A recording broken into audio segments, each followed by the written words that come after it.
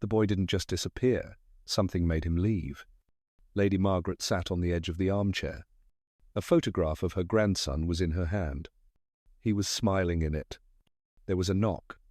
The butler spoke from the doorway. "Hercule Poirot and Captain Hastings are here." She nodded once. Hercule Poirot walked in first. Hastings followed. Neither spoke right away. She looked up. "Thank you for coming." Hercule Poirot gave a short nod. "You said it's about your grandson?" "Yes. Edward has been missing for 2 weeks. The police believe he ran away. I don't." "Why not?" Hastings asked. "He's not the type. He always checks in. He wouldn't go silent unless something was wrong." "Did he leave a note?" Hercule Poirot asked. She hesitated. "Yes, just a few words. I'll show you."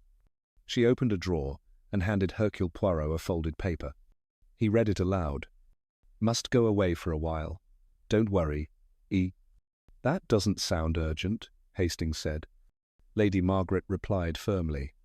"It's not his way. If he had to leave, he'd say why. Something is wrong." Hercule Poirot studied the note again, then looked at her. "Tell me everything," he said.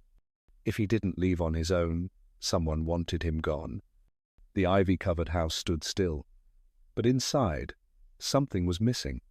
The taxi stopped. Hercule Poirot stepped out first. Hastings followed. Neither spoke.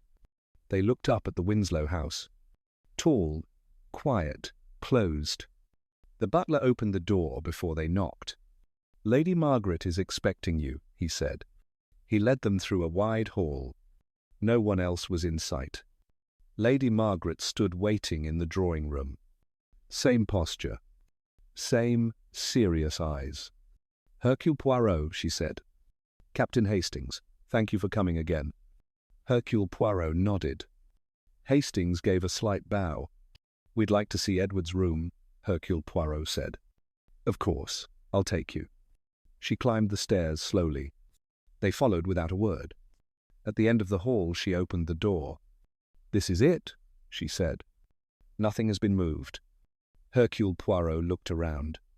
He didn't step in yet. A desk. A bookshelf. A single bed. Things were placed too neatly. He walked to the desk. Opened the drawer. Papers. A receipt. "Nothing urgent." "Did he keep a diary?" Hastings asked. "Not that I know of," she replied. Hercule Poirot checked the bookshelf, tilted a few spines, then pulled out a thick blue novel. It felt heavier than expected. He opened the cover. Something dropped out. A silver key. Small, smooth. He held it up. Lady Margaret leaned forward. "I've never seen that," she said. "What could it be for?" Hercule Poirot didn't answer. He put it in his coat pocket. Then he spoke. He kept something locked and didn't want anyone else to know. The key wasn't meant to be found, but now it was. What is torn was once whole, but now it hides truth. Hercule Poirot opened another drawer. This one was under the writing desk. He reached in and pulled out a folded piece of thick paper. It was torn down one side, jagged. "A gala invitation," he said. Hastings looked closer. "The Dorchester Hotel?" "Yes, the night Edward went missing." Poirot turned to Lady Margaret. "Did he say anything before he left?" She nodded once. "He said he had a meeting after the gala, but didn't say with whom." "Did he attend alone?" "He went with friends. Left early." Poirot tapped the torn paper with one finger. "And he left this behind?" "It wasn't here last week," Lady Margaret said. "I would have noticed." "He may have hidden it," Poirot replied. "He didn't want it found." Hastings was flipping through books again. One caught his eye, a slim album on the shelf. He pulled it out. Inside was a loose photograph. Not filed, just tucked between pages. He stared at it. Poirot. Poirot walked over and took the photo. It was a young woman. Bold expression. Confident smile. He turned to Lady Margaret. Do you know her? She stepped forward, looked closely. Her expression changed. Yes, that's Eliza Monteague. Poirot didn't speak yet. Lady Margaret added, She's married. Her husband is Charles Monteague. They're from the same circle. Hastings looked at Poirot. What was her photo doing here? Poirot folded the photo slowly. Good question. Eliza Monteague, married, yet hidden in Edward's room. Laughter echoed, but fear moved quietly between the gowns. The ballroom was crowded. People moved in groups. Glasses clinked. Laughter rose. But conversations dropped when Poirot entered. Lady Beatrice Hargrove was the first to notice him. Her eyes narrowed. He walked straight to her. Lady Beatrice, Poirot said. May I speak with you? She gave a tight smile. Always working, aren't you, Poirot? I observe, and I remember faces. You were at the Dorchester Gala. Briefly, she replied. I left early. Did you speak with Edward that night? He passed by. That's all. Poirot paused. Some say he was distracted, nervous. She shrugged. Aren't we all these days? Poirot gave a polite nod. Mercy. As he turned, Hastings whispered, She's hiding something. Maybe, Poirot replied. Next they moved toward Reginald Fairfax. He stood near the bar smiling at anyone who looked his way. Poirot approached. Mr. Fairfax. Detective. Fairfax raised his glass. Didn't expect to see you at a party. Nor did I expect Edward Winslow to vanish. Fairfax sipped. Sad case, but boys like him reckless. Did you see him that night?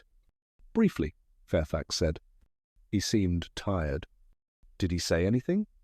He mentioned debts, then laughed it off. Poirot tilted his head. Debts? Yes, but Edward always had drama. He liked attention. Mercy, Poirot said. He walked away. Hastings leaned close. Too smooth. He's spinning the story. Agreed, Poirot replied. Then they saw Charles Monteague. He stood near a pillar, arms crossed, watching the room. Poirot approached. Mr. Monteague. Charles looked over cold. Poirot? I'd like a moment. Make it quick. You argued with Edward that night. Charles didn't deny it. I did. What about? Charles hesitated. My wife? Eliza? Yes. Was there something between them? Charles's face tightened. He crossed a line. And what did you do? Charles took a step forward. I warned him. Poirot's voice stayed even. What happened after that? Charles's jaw clenched. He looked away. Then, without a word, he turned and walked out of the ballroom. Charles Monteague didn't answer. He left instead.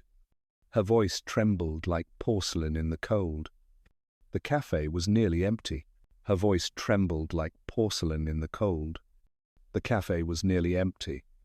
Eliza Monteague sat at the back table, hands in her lap, face pale. Hercule Poirot arrived exactly on time. She didn't rise, just gave a nervous smile. Thank you for coming, she said softly. You agreed quickly, Poirot replied. She nodded. I couldn't ignore you. He Saturday. Let's speak plainly. Edward. You knew him well. She looked down. Yes. How well? She hesitated. We were involved. Romantically? Yes. It wasn't meant to happen, but it did. You're married. I know. Poirot asked. Did anyone else know about you two? Not openly. He wanted to end it. When? At the Dorchester Gala. Poirot leaned in. Why? She looked up. Her eyes were red. He said someone was watching him. Who? I don't know. But... She stopped. But what? There was a man, near the cloakroom. I saw him watching Edward. Tall, scar on his cheek. What did Edward do? He went silent. Then he smiled, like nothing was wrong. Did you ask him? Yes, he said. Don't worry. But he was scared. Poirot stared at her. Describe the man again. Dark hair, thin. The scar was long from lip to ear. Did you see him speak to Edward? Number just that look. Poirot's tone was calm. What kind of look? Eliza swallowed.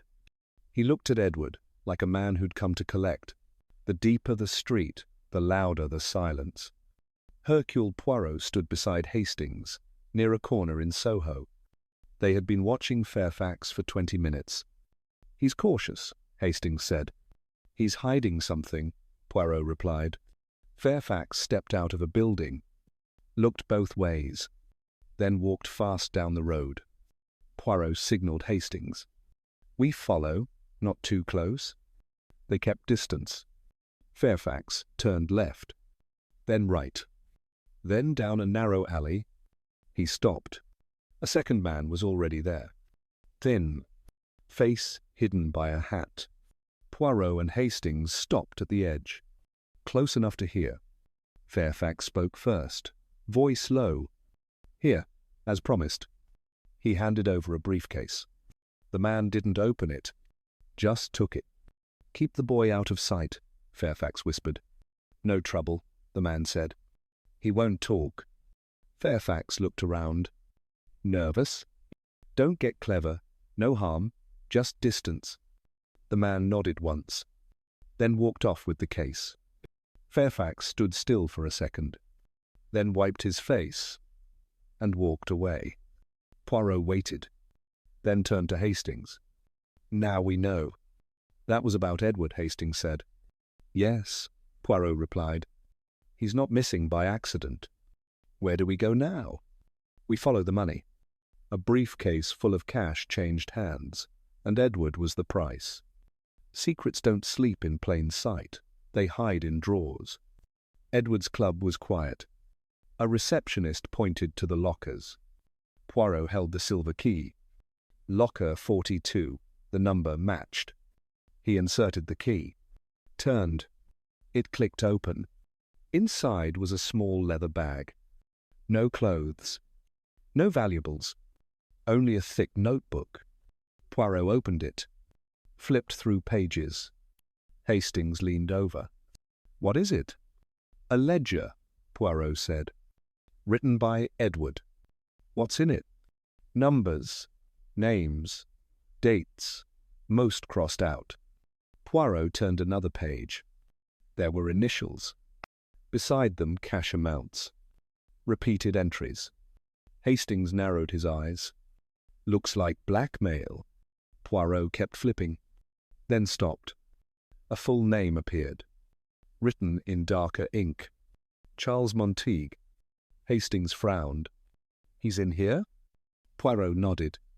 Not once, many times. What does it mean? Poirot read the line aloud. Received payment, refused explanation, mentioned Eliza. Hastings stepped back. Edward was tracking him? Documenting. Poirot corrected. Every amount, every date. Why would he do that? Because he feared him, Poirot said. Or maybe knew something. Poirot closed the book. There was one more thing inside the bag. A folded note, not signed. He read it silently, then handed it to Hastings. Stop digging, or you'll regret it. Edward wasn't hiding. He was hunting someone close. The glove she wore was silk, the truth beneath it, thorn. Lady Beatrice sat near the window. Gloves still on. Hercule Poirot didn't sit. He stood. I need to ask you directly, he said. She glanced up. Go ahead. Your name appears in Edward's ledger. Her lips tightened. That's impossible. It's not. There's a figure, a payment, next to your initials. She laughed once. Short and dry. Ridiculous. Poirot didn't move. It's listed under Fairfax's column. Her smile faded. You know Reginald Fairfax well, Poirot continued. We attend the same charities, she said. You've invested in one of his projects, he corrected. She didn't answer. Why was he sending money in your name? Her fingers curled slightly on the armrest. "I don't know what you're talking about." Poirot opened the notebook, pointed. "This date, this amount, and your initials." She looked at it, said nothing. Was Edward aware? "No," she said quickly. He didn't know, but he wrote it down. She stood now, her voice firmer. "That ledger means nothing. It means someone had leverage over you. That's your theory." Poirot closed the book slowly. "It's more than theory." She didn't respond. Then Hastings entered, holding a slip of paper. He handed it to Poirot. Poirot read it, then looked up. A transaction from Fairfax's account, same date, same amount, same initials. Lady Beatrice stepped back, silent. She wore silk, but her name was on the money. One dance, 2 lives hanging by a thread. Eliza sat opposite Poirot. Same cafe, same quiet. He placed his notebook down. "Tell me about the dance." She nodded slowly. "It was brief, but strange." "How so?" "He asked me to dance like it was routine, but he was distracted." "Distracted? How?" His eyes, they kept shifting, looking past me. "To someone?" "Yes." Fairfax was across the floor. Edward kept glancing his way. "What did he say to you?" Eliza looked down. He said, "It's over, for your safety." Poirot raised a brow. "He ended it? To protect you?" She nodded. "And how did you respond?" "I asked him, from what?" He just shook his head. "No answer?" "Only a warning," he said. "Don't follow me tonight." Poirot took a note. Eliza, had he ever said anything like that before? Never. He was always open. Until that night. Did he seem scared? Yes, but not like panic. More like a decision had been made. Poirot folded his hands. "Did you see him again after the dance?" She hesitated. "Yes, 10 minutes later." "Where?" "By the garden exit," he was arguing. "With who?" "Reginald Fairfax." Poirot leaned in. "Did you hear anything?" She shook her head. "Just saw gestures." Edward looked angry. "And Fairfax?" "Calm. Too calm." She lost him on the dance floor, and saw him break just 10 minutes later. Paper burns quietly, but it screams in the right hands. The hallway was dark. Fairfax's office at the end, locked. Hercule Poirot held a small tool. Click. The door opened. "Quick," he whispered to Hastings. They stepped inside. Lights off. Smoke, thin, bitter, rising from a metal bin. Fairfax was behind his desk, papers in hand. He didn't hear them enter. Poirot moved fast. "Put it down." Fairfax spun. "Drop the papers." "What the hell?" Hastings shut the door. We saw the smoke. Fairfax's eyes darted. "This is private." Poirot stepped closer. "You're burning evidence. Number just old files, which relate to Edward." Fairfax didn't answer. Poirot pointed to the bin. "Pull it out." Fairfax hesitated, then kicked the bin toward them. Half-burnt sheets. Numbers, names. One page had initials, E.W. Poirot picked it up. "This ledger matches Edward's," he said. "And you knew it?" Fairfax turned defensive. He was snooping, digging into things that weren't his. "So you bribed him?" "Number." "Threatened him?" Fairfax said nothing. Poirot moved closer. "What did you say to him at the gala?" Fairfax clenched his jaw. "I told him to back off." "And he didn't?" "Number." He started copying documents, tracking payments. "Your payments?" Fairfax nodded once. Tight, angry. "Why was Lady Beatrice's name used?" "She asked for privacy." "You facilitated it." Fairfax didn't deny it. Hastings stepped forward. "You were covering for them." "I just made it easy," Fairfax said. "I didn't force anyone." Poirot raised the burnt page. Edward was putting it together. Fairfax ran a hand through his hair. He knew too much. Poirot paused. "So, where is he?" Fairfax looked away. Didn't speak. Poirot repeated, firm, "Where is Edward Winslow?" Fairfax's voice dropped. "Edward knows too much," he said. "And someone wanted him gone. Rust, rot, and rope. The walls knew secrets." The tip came through a folded note. One word on it. Dockyard. Poirot didn't wait. He and Hastings arrived within the hour.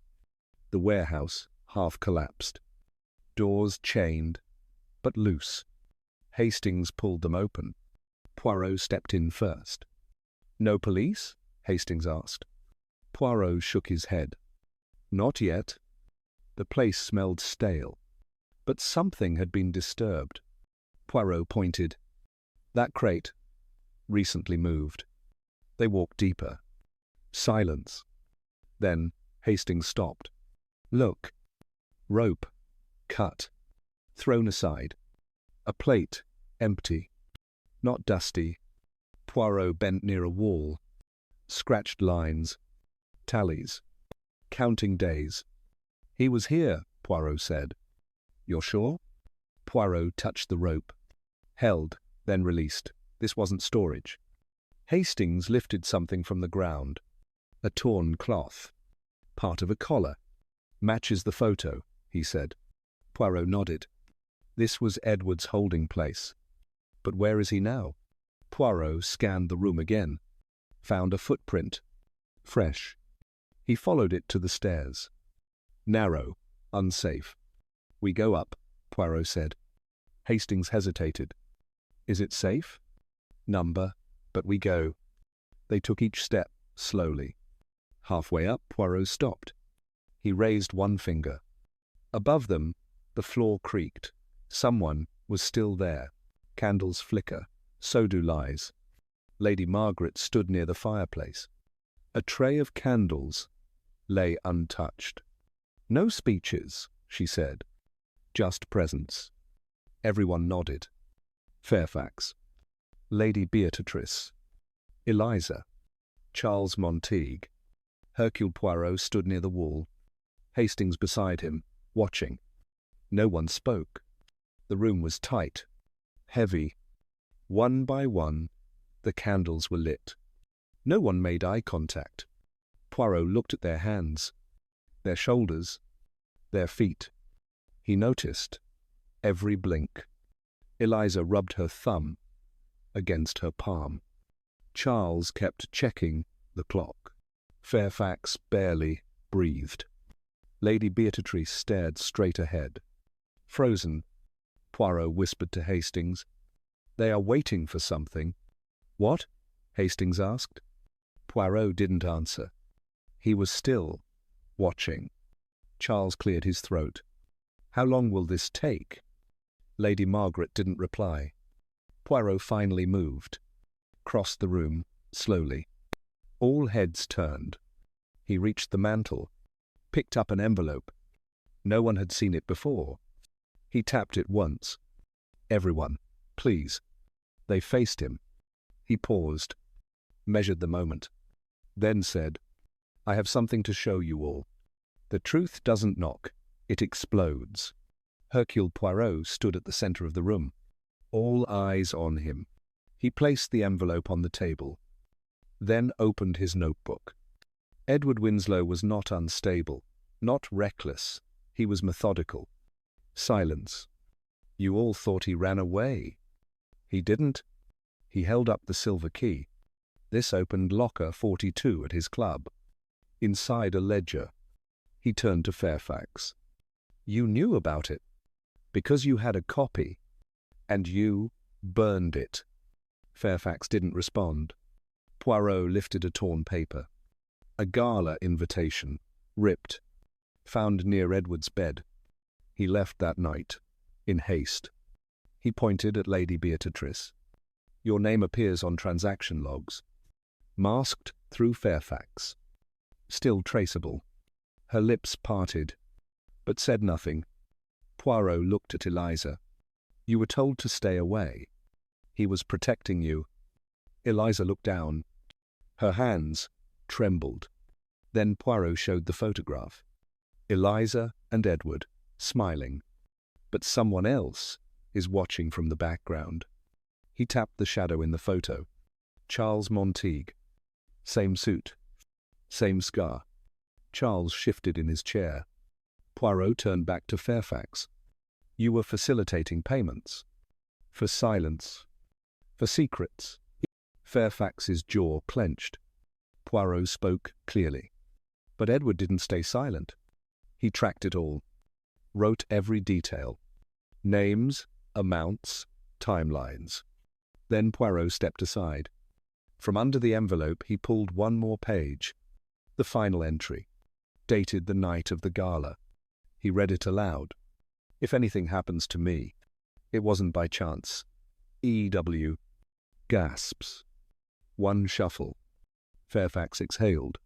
I paid to keep him hidden, he said finally. But... He paused.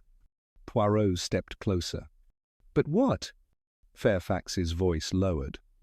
I wasn't alone. A smile too still. A purse gripped too tightly. Lady Beatrice didn't blink. Her hands were still. Too still. Poirot turned to face her. You weren't just protecting Fairfax. You had your own reasons. She tilted her head. Do I? Yes. Greed and envy. You never liked Edward's rise. That's not true, she said flatly. Poirot raised the page again. The ledger shows consistent deposits, all routed through Fairfax. But the source is yours. I donate to causes. These weren't causes. These were payoffs. She stayed silent. Poirot stepped forward. You feared Edward would speak. He knew where the money came from. And why? Hastings added. He had proof, enough to ruin you. Lady Beatrice pressed her lips together. You wanted to stay relevant. You needed influence. I have influence, she snapped. Poirot didn't flinch. And you almost lost it. Because Edward was clean. He refused your offers. She stood. You can't prove that. Poirot opened his notebook again. Edward wrote a note. The last one. It said, if I go missing, look at those who offer help too quickly. Eyes turned. Poirot added, you pushed money through Fairfax. You gave him names and told him to keep Edward quiet. She sat down again, purse still tight in her hand. The room was heavy. No one moved. Then, footsteps. Sharp, fast. The door opened. Inspector Japp stepped in. Everyone looked. He moved aside. Behind him, Edward Winslow, alive. He walked in slowly, pale, but standing. The birds sang, but London would never know what almost happened. The morning was quiet. Edward sat on a wooden bench in the conservatory. Lady Margaret poured tea. Slowly, carefully. Poirot stood near the door, notebook closed. No one spoke for a while. Then Edward exhaled. They'll forget this ever happened. Poirot replied softly. They won't, but they'll pretend. Lady Margaret stirred her cup. You could stay. Edward shook his head. Not now. Poirot didn't argue. Edward looked up. Thank you for believing me. Lady Margaret nodded. You're my blood. I always will. He smiled, but faintly. I feel older now, Poirot said gently. You are. Truth does that. Edward sipped his tea. Poirot turned to him. What will you do? Disappear? Again? Different name. Quiet place. Where no one knows who you are. Exactly. Poirot nodded once. Smart. Edward asked, do you regret letting it stay hidden? Poirot paused. Number. Some truths serve better in silence. Edward's eyes narrowed. But someone else will pay for it later. Poirot's voice, even softer. Yes, but not you. Not now. Lady Margaret folded her hands. You deserve rest. Edward nodded. I'll write. But not about this. Poirot half smiled. Some stories are better unwritten. They. Saturday. In silence again. Footsteps approached. Hastings entered. Cars ready? Edward stood. Looked around the room. Once. I don't know when I'll return. Lady Margaret said, You don't have to. He nodded. Then turned to Poirot. Why did you help me? Poirot replied, Because your truth matched the facts. Edward took one long breath, then walked toward the door. Poirot didn't follow. Hastings did. Lady Margaret stayed seated. Tea untouched. Poirot said quietly, Truth can restore what's lost, but it always leaves a mark.